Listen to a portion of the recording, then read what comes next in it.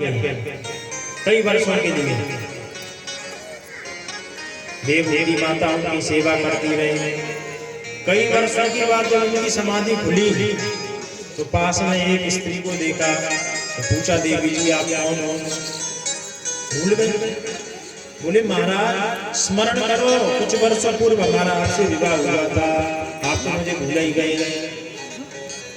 हाँ मुझे ध्यान आया, हुआ तो था। बोले महाराज आपकी तो समाधि लग गई, मैं तो आपकी सेवा करते करते मेरा शरीर तो जर्जर हो गया। बोले देवी मेरी समाधि लग गई, तुमने मेरी इतनी सेवा की, अपने शरीर की चिंता नहीं की। देवदेवी माता का शरीर एकदम जर्जर हो गया। बोले मैं तुम्हारी तपस्या से बहुत संतुष्ट हूँ, वर मांगो क्या मांगती हो? बोले महाराज मुझे तो चुनाई चाहिए, मुझे तो एक पुत्र की प्राप्ति करा दो।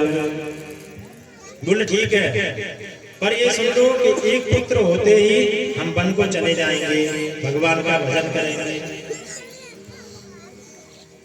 फिर हम घर में नहीं रहेंगे, भगवान का भजन करेंगे। बोले ठीक है प्रभु। पहले उन्होंने संकल्प मात्र से एक सरोवर प्रकट किया, उसमें कई देवियां प्रकट हो गई और कहा कि जाओ जाओ मैं जाके स्नान करो। तो जैसे ही उसमें स्नान करने गई देवियों ने मलमल के देवती को स्नान कराया, सो उनका बुढ़ापा गायब हो गया, वो एकदम तरुण हो गई और संकल्प से कामक नाम का एक विमान प्रकट कर दिया, जिससे कामना करो संकल्प करो चलो हमें उस लोक में ले चलो, वहीं ले जाता है। न उसमें डीजल लगता है, न पेट्रोल, न वो सीएनजी से चलता है, वो तो संकल्प मात्र से उड़ देता है। उसमें किसी भी पदार्थ की आवश्यकता नहीं, कोयला न ईंधन न डीजल न पेट्रोल, संकल्प करो उड़ देता है। तो कई लोगों में करदम जी ने माता देवहूति के साथ विहार किया और 9 कन्याओं को जन्म दिया। कन्याओं का जन्म होते ही करदम जी ने कहा अब हम चले भजन करने के लिए। तो देवहूति ने पैर पकड़ लिए कि महाराज बात एक पुत्र की हुई थी, पुत्रियों का तो विवाह हो जाएगा, फिर मैं किसके सहारे रहूंगी?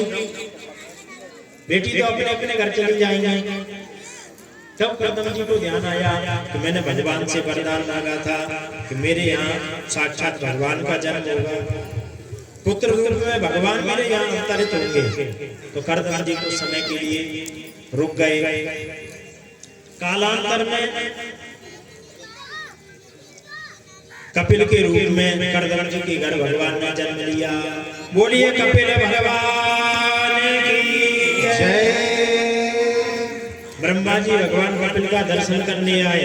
ब्रह्मा जी के प्रभु वशिष्ठ आदि पुलस्त आदि ऋषियों से 9 कन्याओं का विवाह करदम जी ने कर दिया और कहा कि अब हम कतई नहीं रुकेंगे, अब हम भजन करने के लिए जाएंगे, अब हमारा उद्देश्य पूरा हो गया। और कपिल भगवान को घर में छोड़कर माता देवहूति को छोड़कर करदम जी महाराज भजन के लिए चले गए, संन्यास ग्रहण कर लिया। अब मैया और बेटा घर में। एक दिन अब कपिल भगवान तो भगवान तो समाधि लगाए बैठी रहती है, मैया घर में अकेली। तो एक दिन मैया ने जाके कपिल भगवान से पूछा, निर्विण्णा नितरां भूमन् न सदेन्द्रिय दर्शना येन संभाव्यमानेन प्रपन्नान्धं तमः प्रभो। बेटा मैं अपने आप से बहुत असंतुष्ट हूँ, संतुष्ट नहीं हूँ। मैंने बहुत से विषय वो किए, नाना प्रकार के लोगों का भ्रमण किया है तुम्हारे पिताजी के साथ।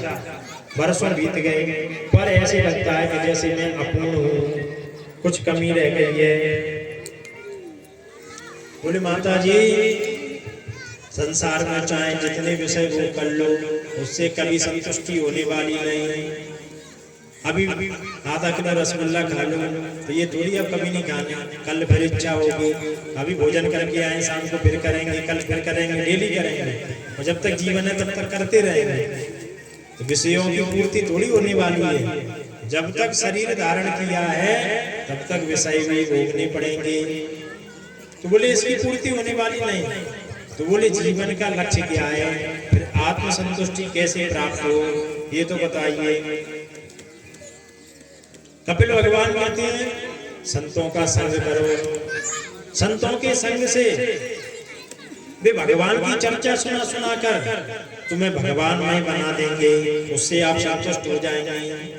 सताम प्रसंगान वीर्य संविदो भवन्ति हृत्कर्ण रसायन कथा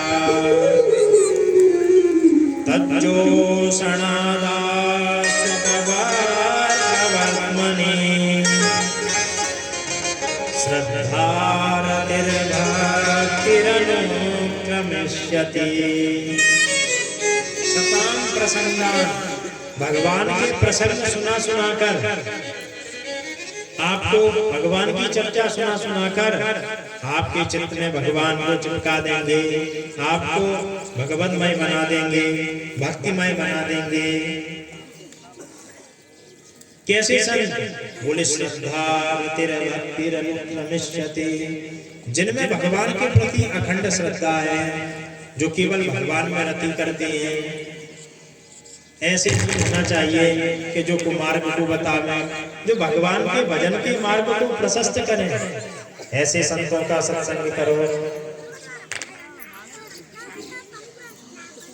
जो भगवान की पूजा पद्धति, भगवान की उपासना का मार्ग दिखाएं, ऐसे संतों का संग करो।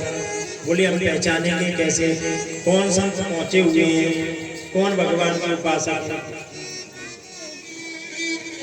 बोले जो संसार की चर्चा न करें, जो जिनके पास आप जाओ तो भगवान की कथा सुना में, तो समझ लो कि ये संत पहुंचे हुए हैं, ये भगवान के भक्त हैं। और जो महाराज जी कहे कि फलानी चीज चढ़ाओ, ढिकानी चीज चढ़ाओ, ये ले आओ, वो ले आओ, संसार की बातें करें, वस्तु की बात करें, समझ लो ये नकली है। क्योंकि संसारी जन गृहस्थ लोग संतों के पास जाते हैं।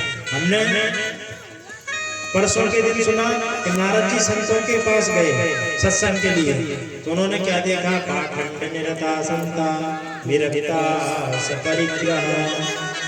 संतों में पाखंड की प्रवृत्ति हो गई। वो